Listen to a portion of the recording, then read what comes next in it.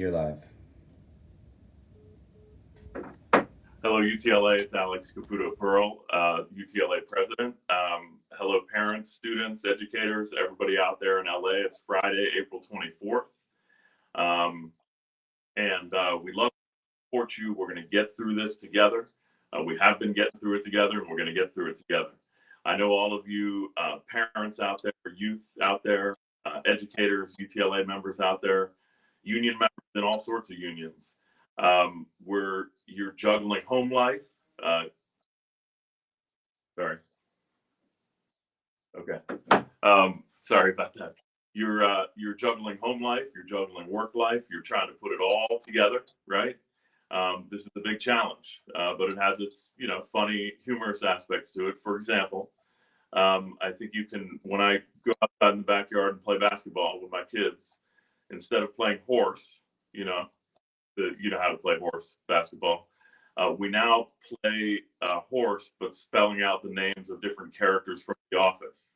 Now, that probably means that we're watching The Office a little bit too much on TV, but we are combining The Office with physical activity, basketball in the backyard. So keep on juggling that work life, home life, everything, and you're doing a great job, and we'll get through this together.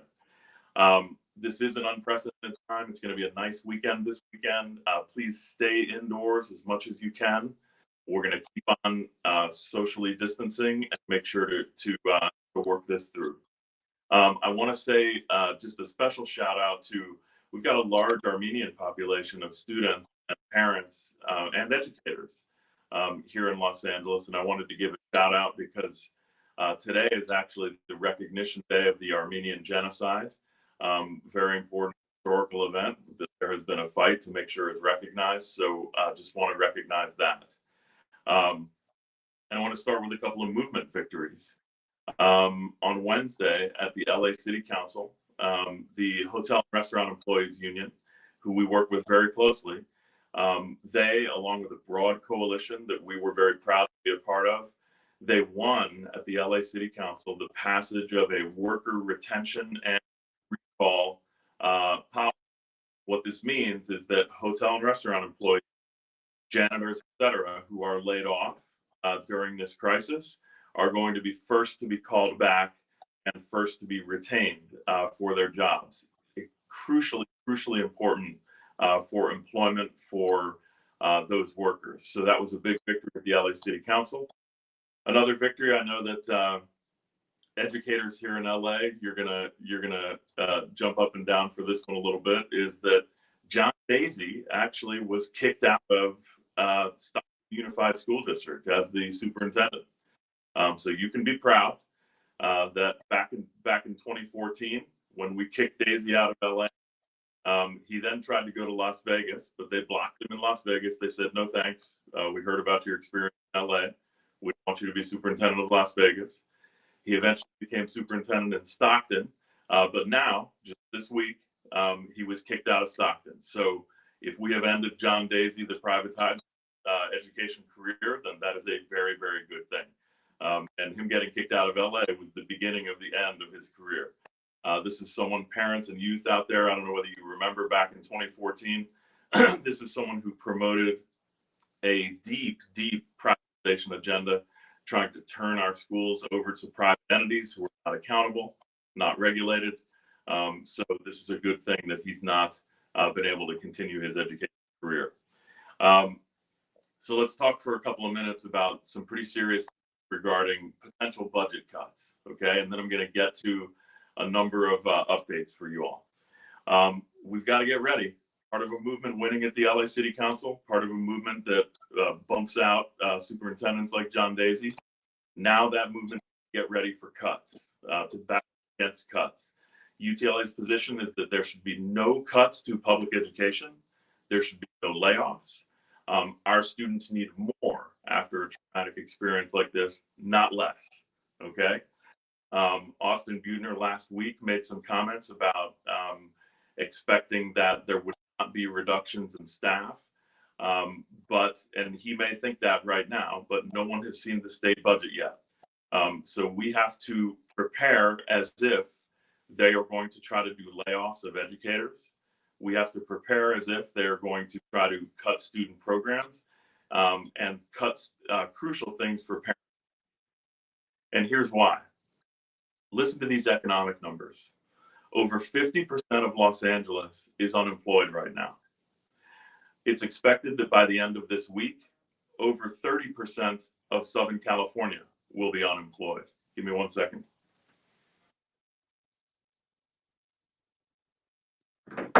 Okay.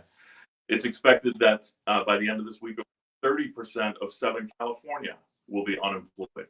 That's compared to back in 2008, only 13%. 13% was a huge number for unemployment in Southern California in 2008. They're expecting that will be more than double by the end of this week. 26.5 million people have filed for unemployment across the United States. Many economic policy institutes that we trust are saying that they expect that the damage to city and state budgets from this economic crisis, coming out of the coronavirus public health crisis, is going to do double the damage of what was done back in 2008, when we lost so many of our members to layoffs and students lost so many programs. I'll put it on a scale like this. The LAUSD budget is $7 billion by itself. The shortfall in the California state budget that is expected because of this economic crisis will be between $35 and $80 billion. I'll say that again. LAUSD's $7 billion budget. California shortfall that's expected somewhere between $35 billion and $80 billion. Okay. The package that was passed in the federal government yesterday had zero money for cities and states to make up for these shortfalls. Eric Garcetti has announced that there will be 26 furlough days, up to 20 furlough days for city workers. And we have to get ready. This is why we have to get ready. Okay, we have to assume that they will try to cut stuff from our schools, lay off our educators, etc. And we are going to defend public education.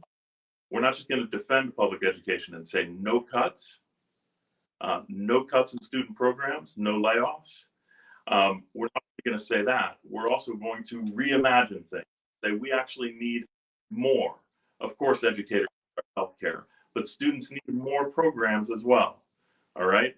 So chapter leaders are going to come to an area meeting on April 29th, this coming Wednesday, where you'll learn more about that.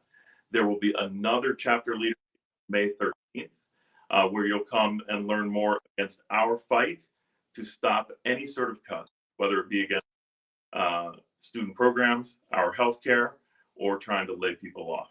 Okay. We in our union pride ourselves in UCLA as being ready to fight, and we're going to do that. So let me go through. Are you with me? People with me? We're going to fight against. We don't want another 2008. So we're going to get ready to fight, and I'm wearing red because all of you on Tuesday, virtual faculty meetings, should be wearing red because we are getting ready for that budget cut battle. Okay. So a couple of issues that I want to go over. Matrix, a lot of questions. Remember, we check all of your questions all the time that are coming in over social media, different ways. Matrix. By the way, this is my side letter. This here, this is the side letter that we negotiated around distance learning. Okay. It's all marked up. Yours should be all marked up too. Use this to defend your rights in the workplace and defend the rights of your students and your parents. Okay.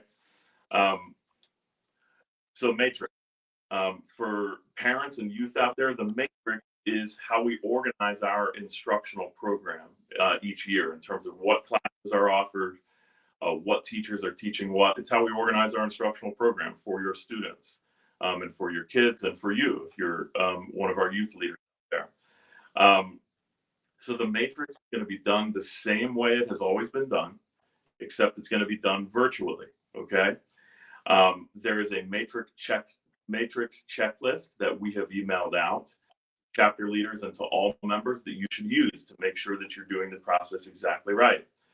There are some administrators out there saying, oh, UTLA and the district are negotiating the Matrix. We can't start yet. That's wrong. We're not negotiating the matrix. You're doing it the same way, except virtually. Okay. Full-time coordinators and deans can be elected using SurveyMonkey. There's a whole memo out there about using SurveyMonkey to elect full-time coordinators and deans. The way we would prefer that matrix be done at the school site is by a Zoom call with everyone, right? But if you don't do that, there should at least be a conference call with the administrator, the chapter chair, and each member in seniority order to create that matrix. Okay. So matrix stuff is very clear. Check that matrix checklist. Second thing, professional development. We got the extension. Remember, they first said that they wanted the professional developments done by April 2nd. We got it extended all the way to April 30th. So that's good for all of those professional developments that you're supposed to do. Buettner's offer of $1,000 stipend to do 30 additional hours, that's optional. You know, I mean, we wouldn't have used money in the same way, frankly. You know, he's deciding to give $1,000 to the people who do this optional program, 30 hours of additional professional development. We probably would have made a different choice about how to use that money. But it's going to end up being chump change, just a small, tiny amount of money when you look at those big budget numbers that I was talking about earlier. So this is not going to be a factor. That $1,000 stipend is not going to be a factor when we're talking about having to fight over billions of dollars at the state and federal level to prevent cuts. So the big news on professional development, again, is the extension to April 30th. So make sure that you do that. Chapter chair elections.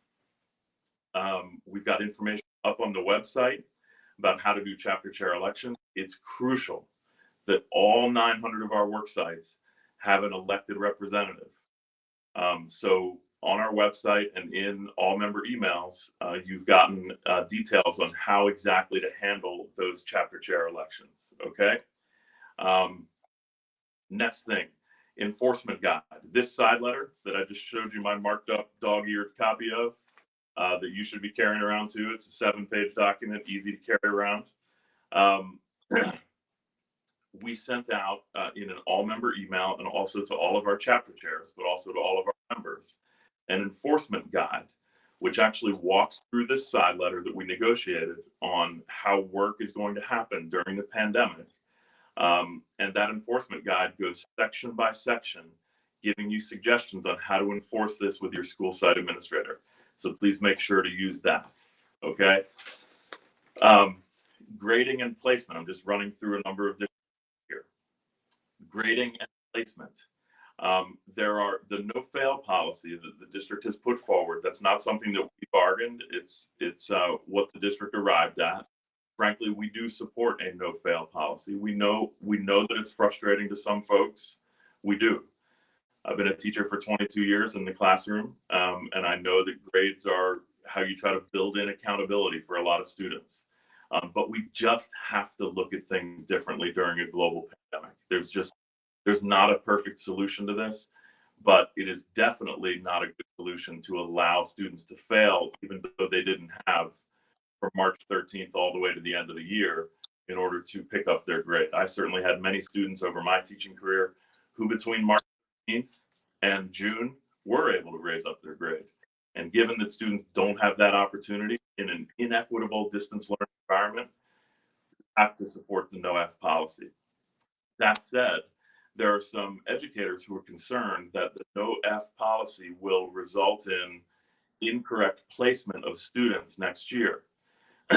And I think what we can assume is that the beginning of school, whenever we go back, whether August or September or whenever, the beginning of school is going to look very different.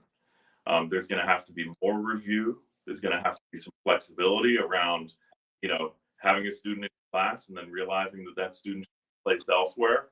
The beginning of school is going to look different. Okay. There's also going to be summer school options and things like that. So please don't worry about that grading and placement. We know you're concerned about it because educators love their students and that's our top priority. But Don't worry about it now. It'll have to be taken care of. That place in classes based on skills and whatever they were able to do over the distance learning period, that'll have to be taken care of in those first weeks of school whenever we're back in our brick and mortar schools. PE minimum, we're still trying to get a waiver. Have not gotten a waiver yet, with the state. So keep in PE in your weekly schedules. Okay, that's the punchline there. The early ed school year. Our early ed educators, we love our early ed educators. They're so important to public education and to our union and to families. There's a question about whether early education centers will be open during the summer.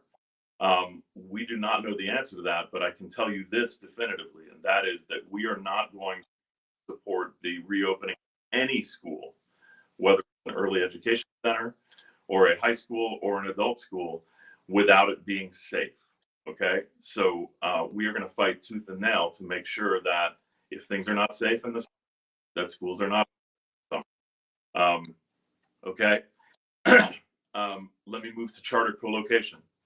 Last week, I talked about Francine Matthews and the Shirley Avenue crew that did a great car protest, socially distant protest where they had 75 cars circle the school, Shirley Avenue, when there were charter folks trying to work with the technology there, which of course is not essential service. They should have been at home indoors, not out at a school trying to privatize it.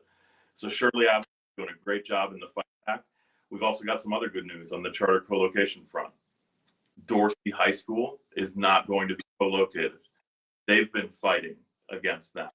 So Dorsey High School in South LA has won their battle against co-location. They will not be co-located. Another piece of good news, in Cudahy, in our Southeast cities, the great Southeast city, our district, they're doing a car caravan protest against KIPP, which is one of the biggest charter operators, has a horrible record on serving special education students, etc. KIPP is trying to co-locate and also build new buildings in that community, which is already saturated.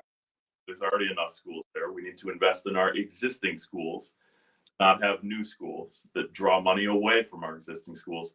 There's going to be a car caravan protest against KIPP in Cudahy. So great job there. Let me get some water before I round this out.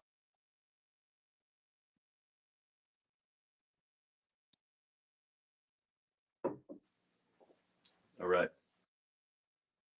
When I get water, it also gives Justin a chance to rest. They're doing the interpretation. So one really important thing, if you are a UTLA member and you are not getting the all member emails, we send out all member emails every Wednesday and every Friday. So Mondays, we send something out to chapter chairs, elected chapter chairs. That's important information for those leaders on our campuses. Then Wednesdays and Fridays, we send all member emails. If you're not getting those Wednesday and Friday emails, and check your spam to make sure you might be, getting them in spam or whatever.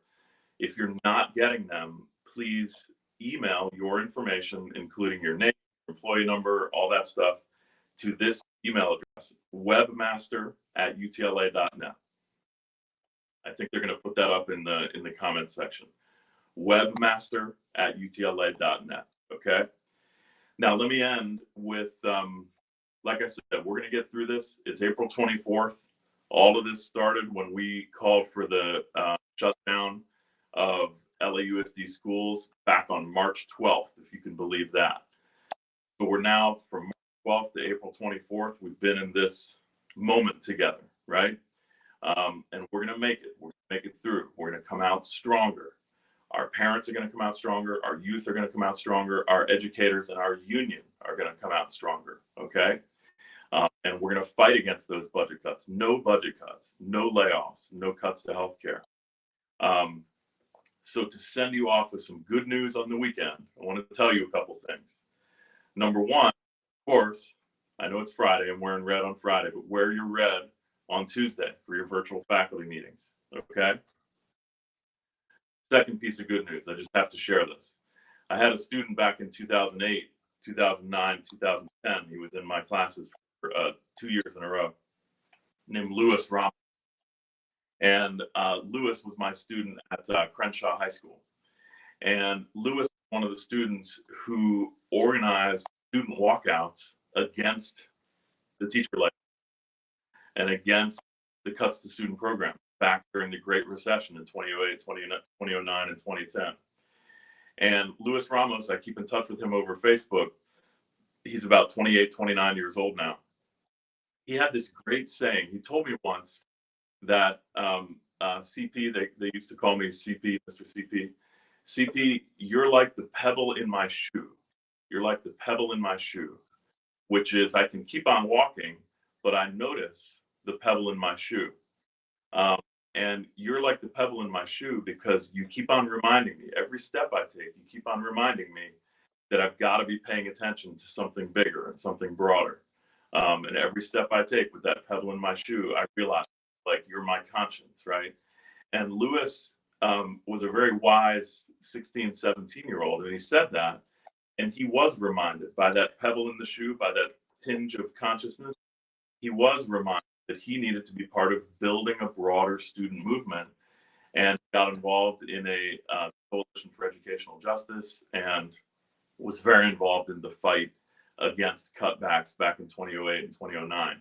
And we're going to be ready to fight. And people like Louis, who are now 28, 29 years old, he's got a successful business. He's got a beautiful young daughter. He's going to be on our side from the community. Next piece of good news to send you into the weekend. 10 million meals have been served in the last, between March 13th and now, by LAUSD.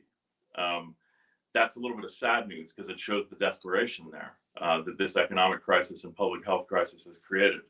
But it's good news in the sense that we helped to set those up. We got them up and running by March 18th, 5 days into this crisis, and 10 million meals have been served by LAUSD, and our volunteers, many of our members are volunteering.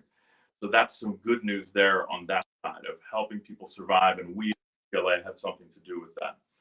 Another piece of good news, Martha Duran, chapter chair at 28th Street Elementary. They're going to do a car caravan sometime soon, I'm not sure when, sometime soon, where they're going to go in a car caravan, the teachers, through the neighborhoods where their students live, just to wave and say hello in a socially distant sort of way for teachers to retain those connections with students and with parents. Beautiful, beautiful thing. 28th Street, Martha Duran, chapter chair. Lawrence Street Elementary School in the West Valley. 28th Street, by the way, is down in South LA, near where I live. Lawrence Street Elementary School in the West Valley, Melody Bitter is the chapter chair there.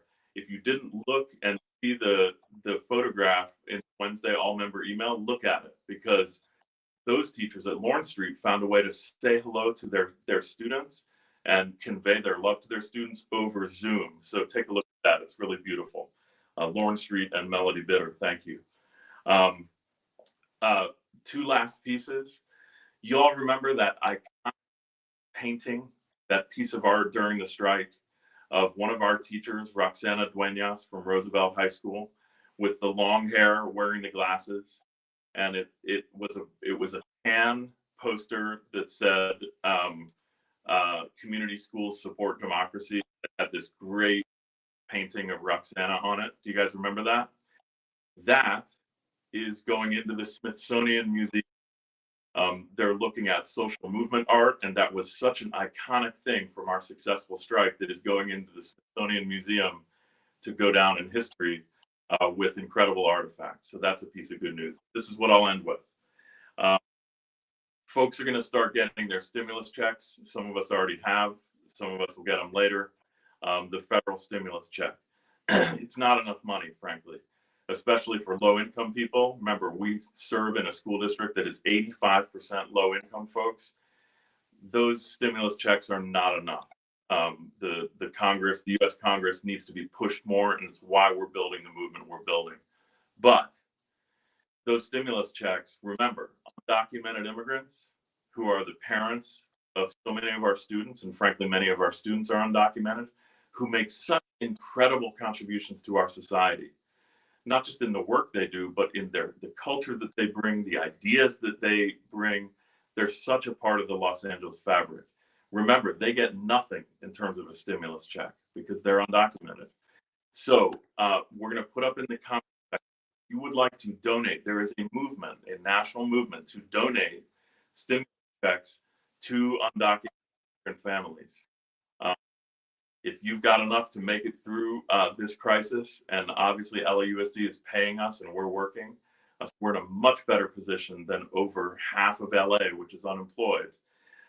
You can donate your stimulus check, your federal stimulus check, to undocumented immigrant families through Endelon. Endelon is a very well-known, very well-reputed immigrant rights organization, and their information is up in the comments. So please consider doing that to support undocumented families who are so important to the culture, fabric, ideas, and work of our entire region here in Southern California.